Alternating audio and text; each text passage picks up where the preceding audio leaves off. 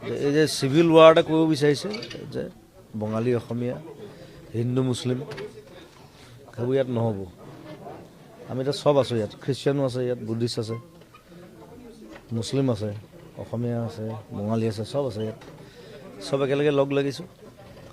আমি কিবা এটা ডিচিশ্যন ল'ম, এইটো মই সমঞ্জুল দাক দিছোঁ, কাৰণ সমঞ্জুল ডাঙৰ তেওঁলোকে কথা পাতি ডিচিশ্যন ল'ব, মই লগত আছোঁ। খালি কথাটো হ'ল সেইটো, মই গান গোৱাটো মই কংগ্ৰেছৰ কাৰণেও গাইছোঁ, সেইটো ডাঙৰ কথা নাই। মই সেইটো প্ৰথম দিনাই কৈছিলোঁ, মই জিকোতে মই বোলে যদি গণ্ডগোল হয়, প্ৰথম গণ্ডগোল কৰা মানুহটো কিন্তু জুবিন গাৰ্গ হ'ব, সেইকাৰণে মই আছোঁ। মই গান গাইছোঁ বেলেগ কথা, আৰু কিন্তু লাইফত মই কোনো পলিটিকেল পাৰ্টিৰ কাৰণে মই গান নাগাওঁ, আজি কৰি দিলোঁ।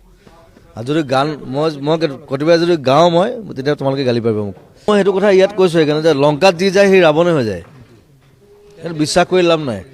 সেইকাৰণে মই গান লিখিছোঁ নহয়, পলিটিক্স নকৰিবা বন্ধু, মন্ত্ৰী MLA চব পাপৰ, শব্দটো বেছি,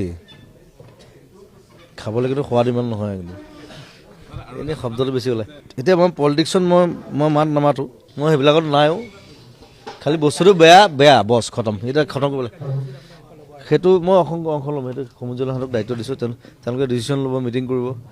চ' সেই প্লেন মতে যেতিয়া মোক দৰকাৰ হয় মই থাকিম, মই লগত মই আছোঁ, সদায় আছোঁ, অসমীয়া ৰাইজৰ কাৰণে সদায় আছোঁ।